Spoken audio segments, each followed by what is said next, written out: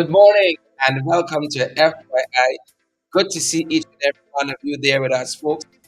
Welcome, welcome, welcome. We are happy to have all of you on this June 11th.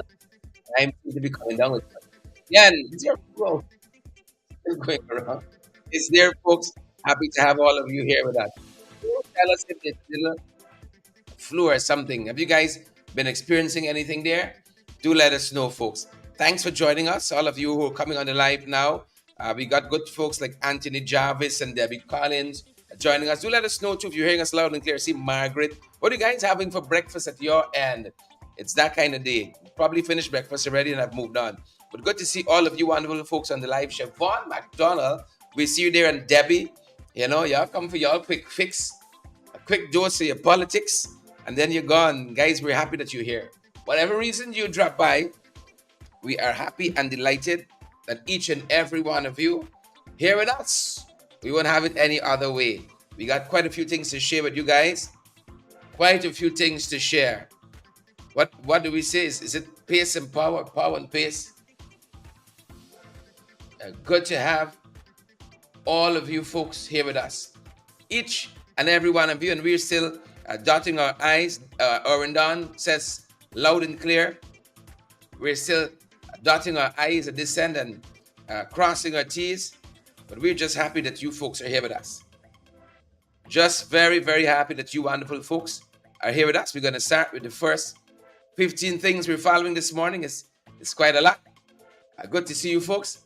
I'm trying to look straight at you all, but there's so much happening. So much. So many screens. Arvin Don and Gail and Henrik Bascom and Cheryl, and I see Cheryl, Sharoda. That's money name, you know. You got a name like Sharoda. Christina Lord, Magnell Barrow. Good morning to all you beautiful folks. Hope you guys are feeling well. Hope you guys are feeling good. A lot happening in the country. Yesterday was nomination day in the PNCR. Wednesday, tomorrow is nomination day for the Alliance for Change. We're very quiet people. By comparison, we are a very, very, very, extremely, very, very quiet people. In that regard, present company excluded. Very, very quiet, and we're just happy that all of you folks are here with us this morning. Really happy that all of you folks have joined us. Yep, we're getting things set at this end, folks. We are getting things set at this end, and we know how you all fast. Sorry, how you all are curious. We know how you all are curious, so we are making sure that we get in some interviews with some of the folks who are running, some of the folks who are participating in these congresses and conferences. We're going to interview myself just now. We're going to have all of you, Anthony Jarvis and Paulette.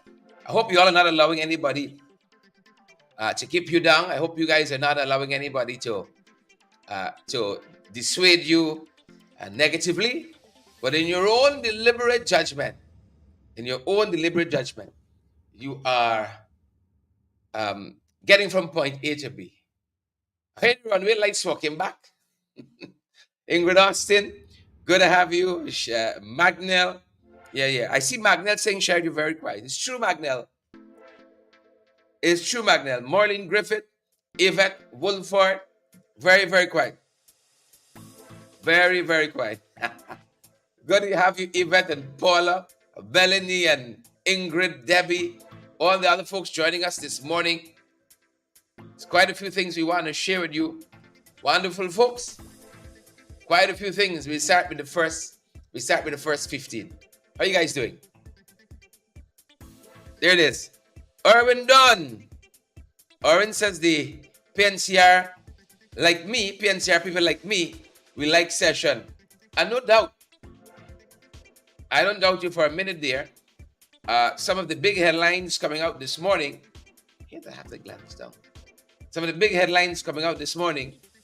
PNCR nomination day. Norton secured the most nominations. Right here are the Chronicle Wicked. Here are the Chronicle Wicked.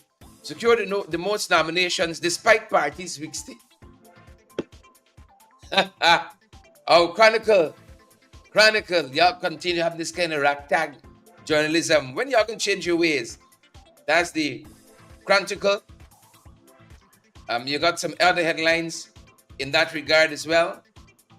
Let me try to pull a couple for you. Just give you a sweep of some of the headlines in regards to nomination day yesterday. You guys have a sense what's happening. Let me get to it. Quite a few of them. We deal with so many headlines here. So many of them. Aubrey Norton gets overwhelming. This is how the this is, let me make sure. Demerara waves. Aubrey Norton gets overwhelming majority of nominations for PNCR leader. Ford focusing on validation of members. Village Voice candidate Ford nomination day showcase for PNCR electoral process. Village Voice again, candidate Walton-Desir camp calls for Norton to give away to younger leaders. Newsroom, Norton picks up the most nomination, but 6 others to challenge him as leader. Quite a few headlines, as I said. Quite a few headlines. Village Voice again, why Amanza Walton-Desir is the leader Guyana needs now. And I think as we go on, Sabuk News also has a headline. Looking for, I just want to make sure you get a broad sweep. Broad sweep, you know. We count all these headlines as one thing. We finish the program right now. Finish the program right now. But again, just some of the broad sweep of these headlines as we start the morning's program. A very, very broad sweep of the headlines. Let me make sure I have the one from, Sabuk News says, Norton garners vast majority of nominations for PNCR leader. And then there's another one we're going to share with you folks as we get into the morning's program. As I said to you folks, they find back the runway lights. They have found the runway lights back, installed and working for now. Working for now. You know, this country, things are fast moving. Nothing stays the same. They are working for now. They found the lights, installed them, and back in action. No more searching in big bushes, high bushes with flashlights. No, Nasa Wardine. Leslie Hamilton says, I'm fed up. Don't give up. Don't give up. Don't give up. So we have that happening. Damage to lighting system. Probe into CJIA, Jagan International Airports. Light system malfunction.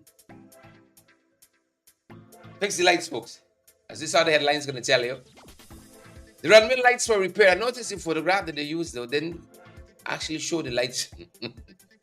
Didn't actually show the lights lighting. Right? Didn't actually show the lights lighting. It's interesting.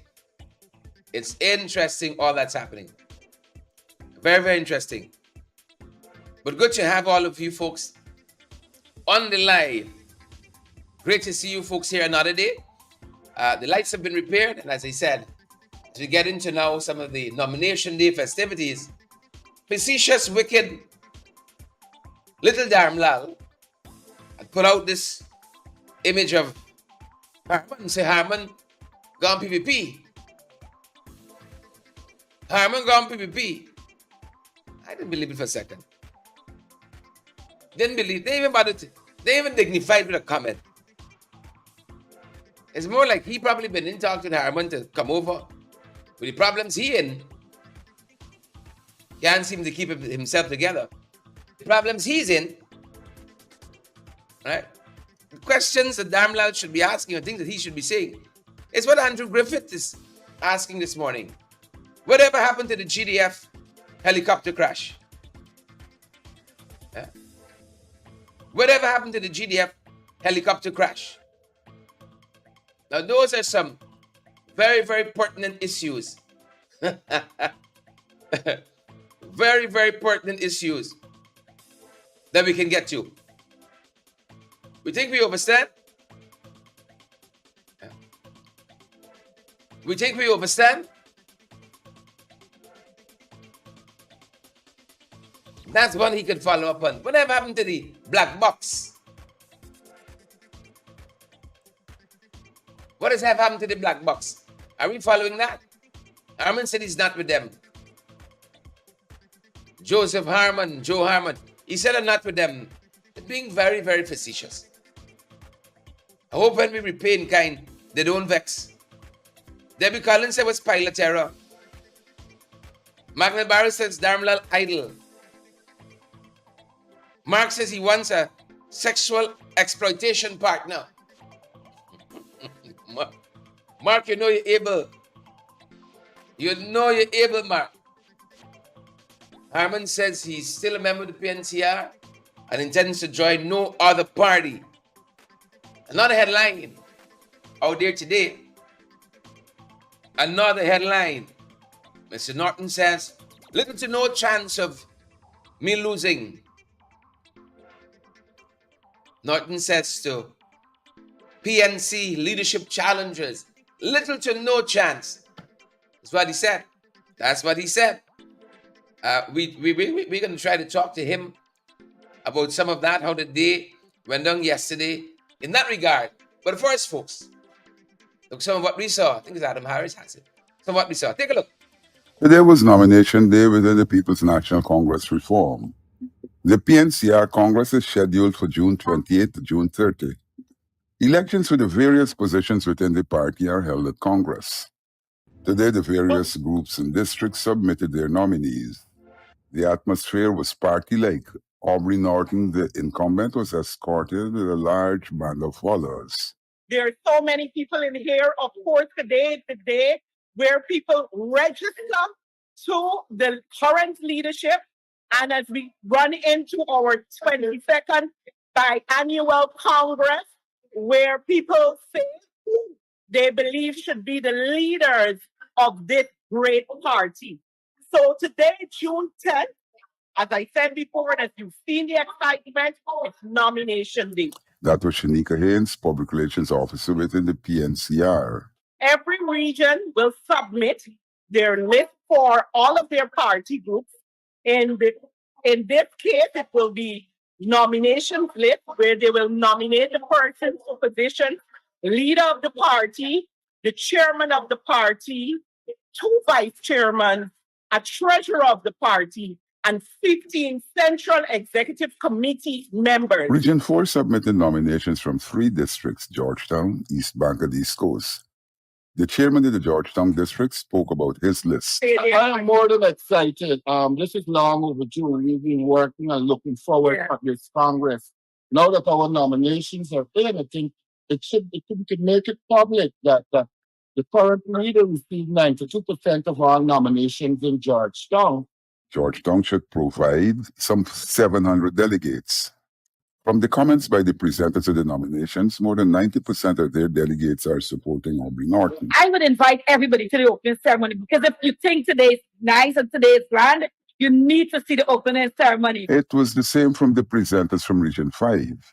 The current party chairman, Vince Roy Jordan, hails from Region 5. Carol Joseph said that Region 5 was also solidly behind Aubrey Norton. Jordan echoed those sentiments. I believe, and I know for a fact that Mr. Aubrey Compton Norton, really more just leader again, this great party of ours, because he has led us for the past 2 years plus with distinction, with excellence. So we have confidence in leading us again. And so Aubrey Norton is our choice. The region credited Norton with resuscitating all the dormant groups in the region. This support was the same for almost every region that presented its list of nominees. Getting reports from the committee who has been receiving nominations so far in terms of party leader, we've heard of nominations, of course, for the leader, the current leader of the People's National Congress reform is Aubrey C. Norton. We've heard of nominations for Mr. Roy Dilford, who, of course, would have early along signaled his participation and running for the leadership of the party. We've also seen nomination for party leader for Mr. Amanza Walton-Desir, and we've seen nomination for Mr. Gary Best thus far for leadership of the party.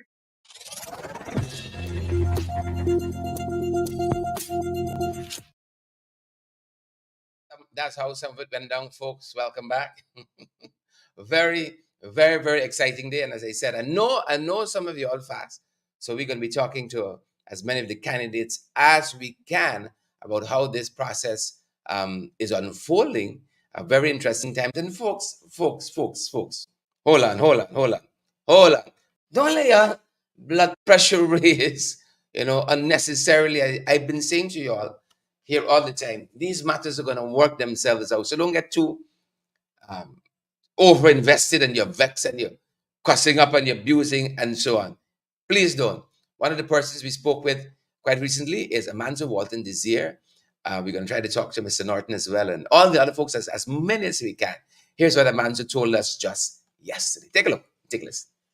Amanza, you've had an exciting day. We saw throngs of people following you into Congress Place. It's nomination day for the PNCR. It's the 10th. We saw you guys very energetic. Talk to us about how the day went for you. Oh, it was a good day. It was a great day. The energy and the vibe was unmatched. I am particularly heartened by the young people that came out. And, they've demonstrated their willingness and ability to participate in our politics. As long as we give them inspiration, as long as we are able to inspire them to come to the table and to be involved and to let them understand that they have a voice. And so it was so heartening for me to see the scores of young people that turned out. I think it's important for the party, and I think it's important for the future of the PNC that we give our youth a voice and a place at the table. We are dealing with their future, and it's important that our young people have a voice in their own future. And for me, I'm deeply heartened by the support. I look forward to us having a very good Congress. My emphasis has been that we have to have a Congress that is well run, that is transparent, that is accountable, because for me, charity begins at home. And so before we insist on certain things within the country, I think we have to lead by example as a party.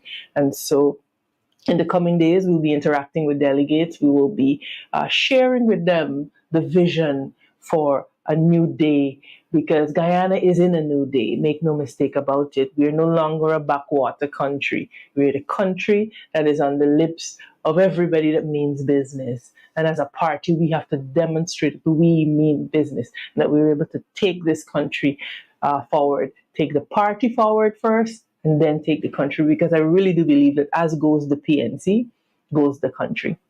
Yeah, the PNCR is like this lamp set on a hill that cannot be hid. What are those things that you're in this campaign, are you very strong about in terms of leading the party into a new dispensation, as it were? Mm-hmm. Look, for me, first and foremost, we have to appreciate that we are in a new day. And so it cannot be business as usual, because insanity is doing the same thing over and over again and expecting different results. And we are not insane. And I think our members understand that it is time for us to grow, to evolve, to shift. So for me, the paradigm shift is important.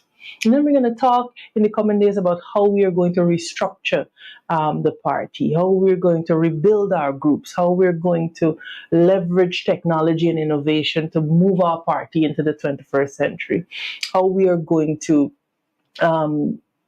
develop our interactions and our policies surrounding youth, because youth is vitally important. Guyana has the youngest population in the Caribbean region, with 60% of our population being 40 years and under.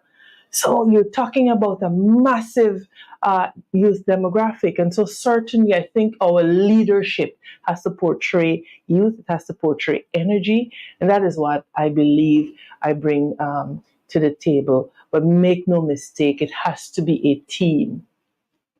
Has to be a team approach. And so for me, it is about building a strong team. It is about building a strong party. It is about building a party that is founded on the very principles that we preach nationally.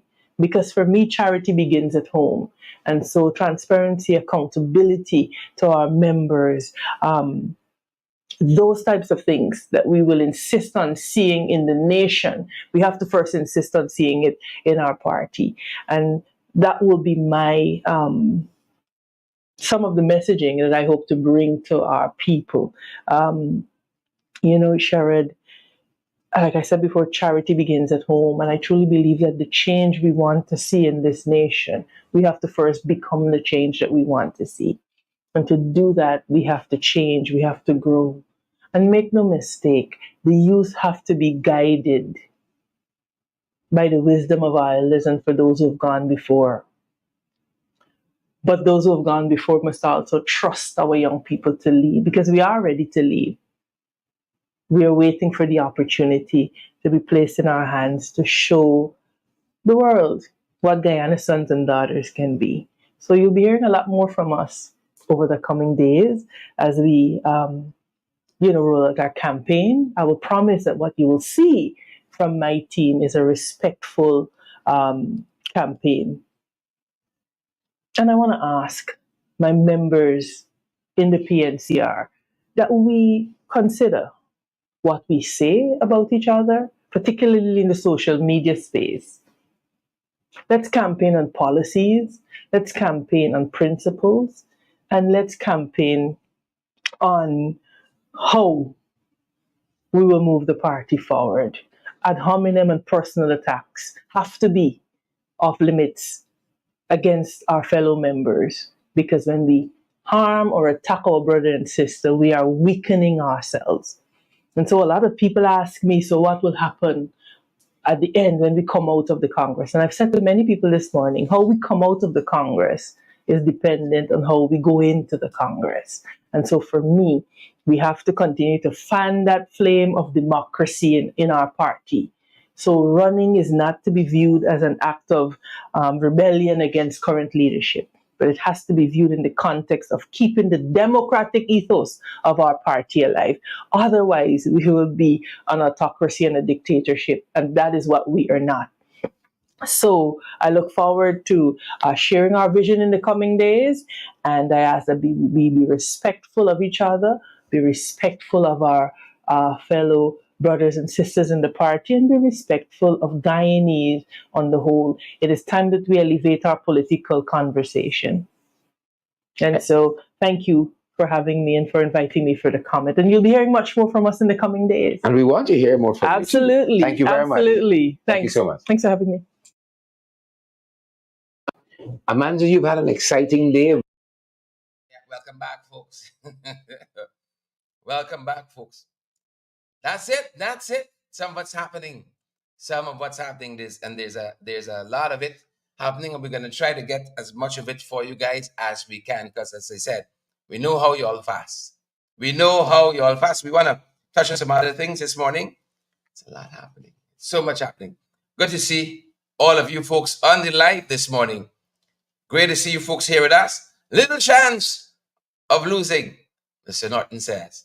Yep, great to have you guys here with us. Debbie Collins and Horace and Mark and Gail and Anton and Karen and Levigo and I see Amita and all the other folks who have joined us this morning. Great to see all of you on the live. Amanza, in our own words there, and as I said, we're going to try to chat with as many of these candidates, as many as the candidates of the PNCR Congress as we can. This is an interesting headline in today's papers. It says that Region 3 businesses are invited to Local Content Act consultation. I think the Local Content Act was passed already. The Local Content Act was passed on the very evening that the National Resource Fund Act was passed as well in the National Assembly. I should know. I was there. I don't know what we said to them. We said, folks, slow down. Put these two pieces of legislation in a select committee and select committees of their own, so we can get some of the best minds to think through some of the issue, But they wanted to strong arm the process.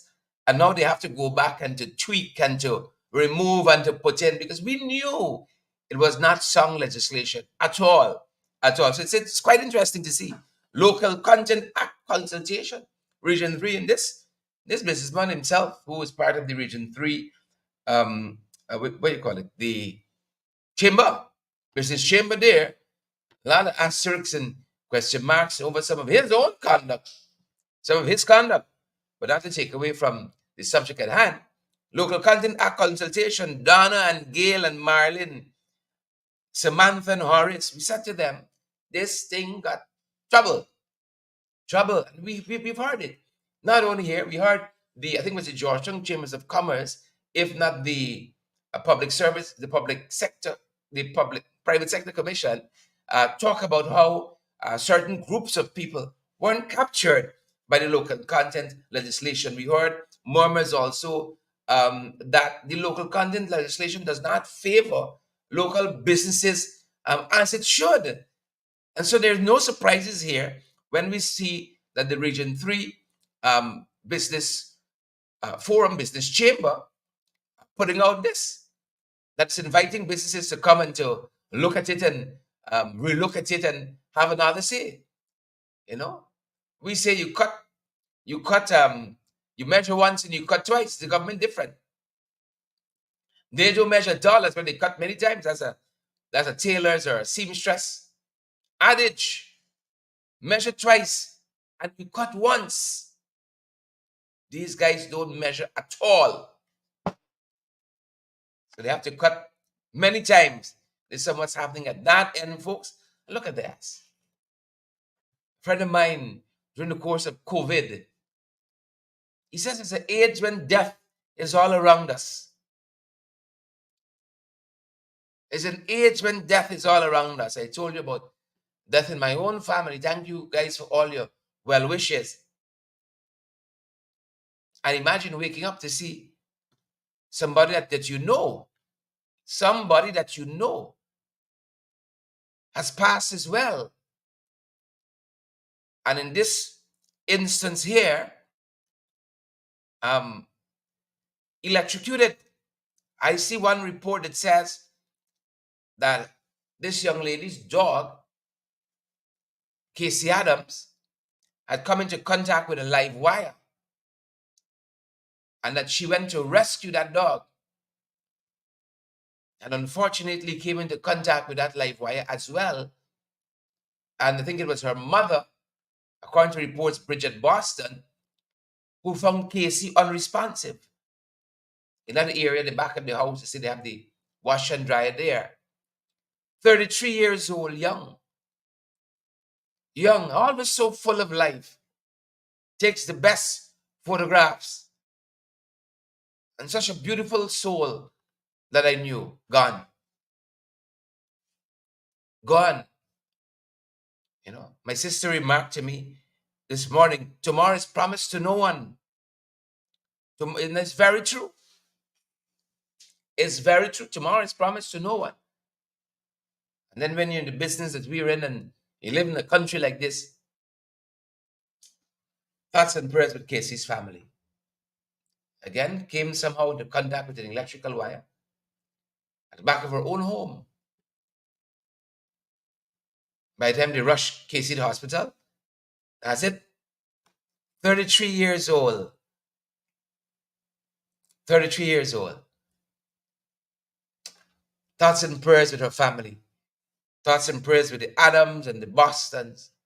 Thoughts and prayers go out to them. It's hard. Full of life. Full of life. And other issues, remember we showed you what transpired in Port Kaituma quite recently with that young woman, Paulette Edwards. Well, they're telling us the child father has surrendered to the police. The father of our kids surrendered to police. And this was confirmed by Region 1, Divisional Commander Him Not Shaw. Confirmed that the suspect who was beheaded, that the gentleman surrendered. Let justice take its course. Let justice take its course. That's with Paulette family. That's with her family. The kids that were left now to mourn, to grow up without a mother. Let justice be done. That's all we say. Let justice be done. Victorian, Pam and Irwin, Pamela, Debbie and Roxanne, Lionel. Do you understand this country? Every day, death and despair. Look what's happening here in Kokwani. I want to thank the authorities there in Linden, Region 10, rather, broadly, the Regional Democratic Council, Region 10, because they were the ones who made this representation here. And now the work is being done, being proactive, being very, very, very proactive. And if you give me a second, I think I want to talk to one of the guys there who understands what's happening here. Because when you see, you say, oh, it's them boys hard at work. You know how much you have to push and to prod to get anything done. No, they don't. They don't operate like that. They don't operate so fluidly at all. So when we see it, you gotta put an asterisk and see when you don't know what's happening. You get caught up and say, yeah, man, government hard work.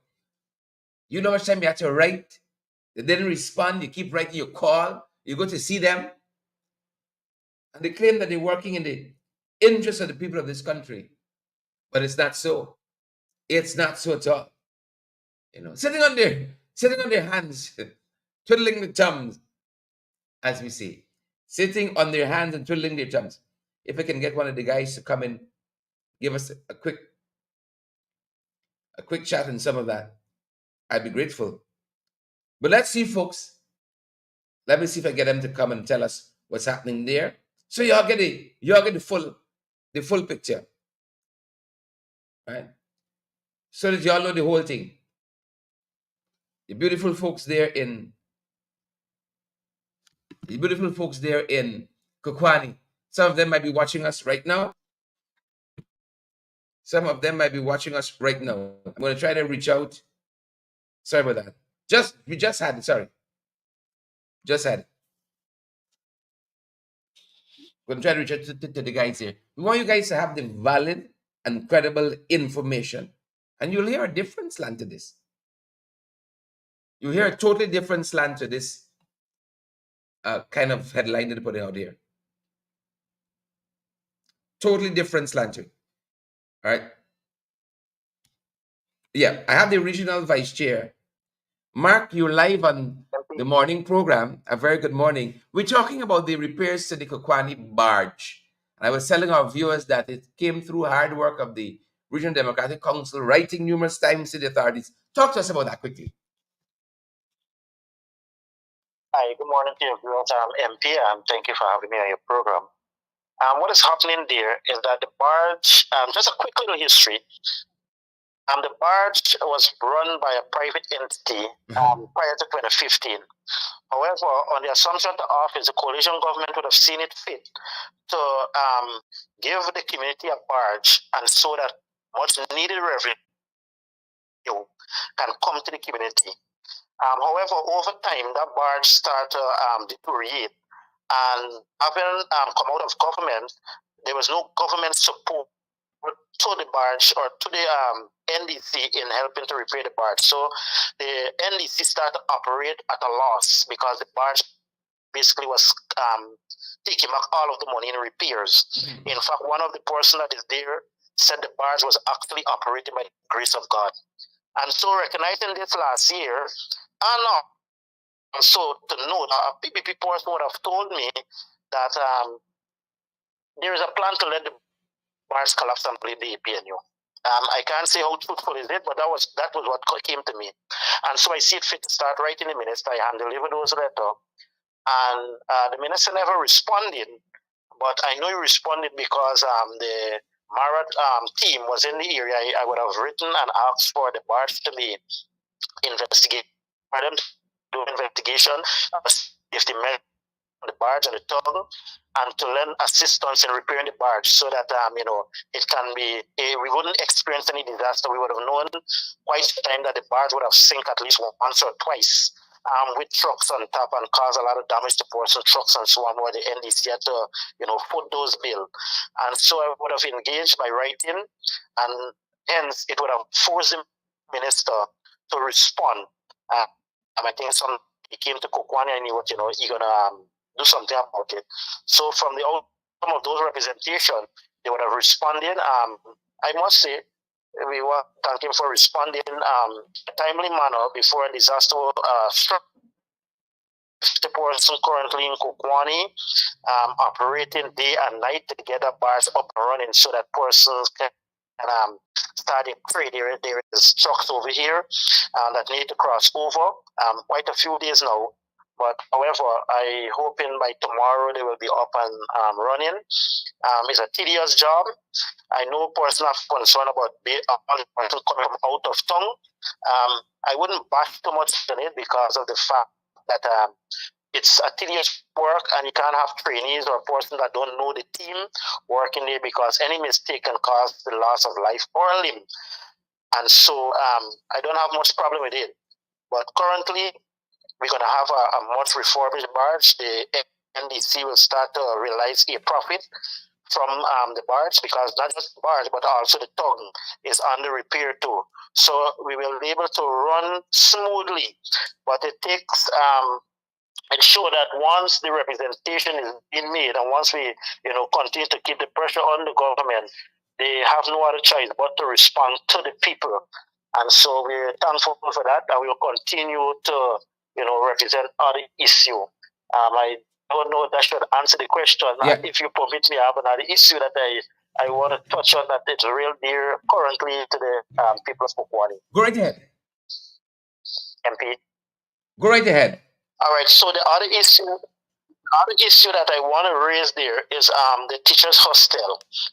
Quite some time myself and you visiting, and we would have represented a number of issues which would have been addressed, not all fully, but most of it would have been addressed. However, there's a $50 million that was budgeted out of those representation for a new teachers' hostel in Kokwani. The problem is the location of the hostel. The current location that they want to put that hostel is in the dorm yard, 10 dorm yard, and which we find really immoral. The student and teachers must not live in the same environment. After work, teachers need to have their own privacy and free to do whatever they do in the yard. Probably how it is when you home you're washing, it might be in a shorts or so. Students must not be privy to those things, and teachers must be comfortable to be themselves while they carry out their duty. Most of those teachers that come from the coastline. And so also we would have written, well, this time I would have write to my chairman, who would have wrote to the CEO of NISIL asking for a plot of land. Well, back in the bauxite days, they have the Staff Hill where the expert used to live. And so they have some deteriorated house there for years, number of years, over 50 years or so. And they have two of those there. So I would have identified them, inquired for them. I understand that NISIL, they fall under NISIL, and so we would have written to NISIL, I think, since in March. And to date, we haven't got no response. And so that is a concern to me because the contract is already out for tender, and so that land is much needed. And I believe the government needs to move, and so those land could be transferred to the education department, the RDC 10 education department, so that they can move ahead with the construction of teachers' hostel. Why this is important? We need our teachers to be comfortable. Once they are comfortable, they're in an environment where they are comfortable, it means that you can get much output from them. Yeah. And so the parents of Kokwani want to make sure that the teachers is comfortable so that the children can benefit from that teacher. And going forward, not just in that aspect, but also I will want to see. I propose this. When we go to government, we can do it. But if this government can do it while in government, it will be beneficial to have a teacher scheme or public service scheme whereby we can build house, or the Planet RB have the rent a home in Kokwani, whereby persons from Kokwani must have an incentive, because most time when persons go out from the river, Kokwani, and this area and study on the coastland, and they get accustomed to that over 3 years, so they don't want to come back to Kokwani. right? Life get comfortable there. So they must have something that they can come back to Kokwani, that they have an incentive that, look, when I come back to Kokwani, I will have a house whereby I start paying my mortgage or rent, whatever you want to call it, and hence I can teach for the next 25, 30 years. And on my completion, I own a home. I'm actually in my own home, right? Simple. I'm paying a minimum towards my own home. And I believe that will give an incentive, because most of the teachers that come to Kokwani is actually like a training ground. The Borbis River is a training ground. You come after college, you spend 3 years. When you get that experience, now for the children to benefit from that experience gone, you have a whole batch of trainees coming again. And so that is why our education system is at the bottom of the ladder, and that should not be. We need to be right up there with the coastline. We must be benefiting from the trained teachers in the system, 10 years, 15 years. Now when the experience they come back for the benefit on coastline, in another area. Correct. We want our teacher must be from Kokwani. Exactly. Not just teachers alone, but also law enforcement and other public servants. They must be able to be too much of it is for too long been importing public service into Kokwani. We have young, bright people here who want to take up those position, but then sometimes when they go out to do further education and they see a different lifestyle, most young people is just the environment. They get hooked in, and then they just want to come to Kokwani, spend weekends and so, and go back out. And so I believe if they have an incentive, they will more inclined to stay in Kokwani, in the Borbis River, where they belong, so that they can impart the knowledge that they gain to the young generation that come in MP. Correct is right. Mark, thank you so much for coming through in such short notice. Thank you very much. Anytime. All right.